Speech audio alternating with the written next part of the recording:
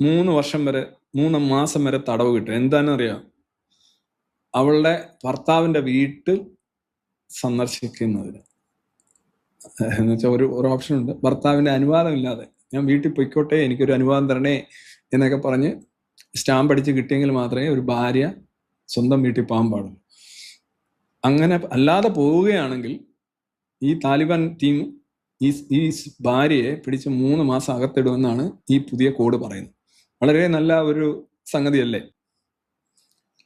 നമ്മുടെ ഫെമിനിസ്റ്റുകളൊക്കെ ഇതിനെതിരെ ഭയങ്കര പ്രക്ഷോഭം. ഞാൻ ഇങ്ങോട്ട് വന്നപ്പോൾ എൻ്റെ വണ്ടി തന്നെ ഒരു മണിക്കൂറുകൾ തടഞ്ഞു. ഇതെന്ത് നിയമമാണെന്നൊക്കെ ചോദിച്ചുകൊണ്ട് നമ്മുടെ ഫെമിനിസ്റ്റുകളും ഹമാനസരും ഒക്കെ അങ്ങ് ഉറഞ്ഞു തുള്ളുകയായിരുന്നു എന്ന്.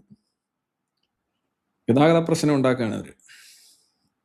ഇനിയിപ്പോൾ കോഴിക്കോട് കണ്ട ഒരു വൻ റാലിയും പ്രതിഷേധവും ഒക്കെ വരുന്നുണ്ട് ഈ ഞായറാഴ്ച.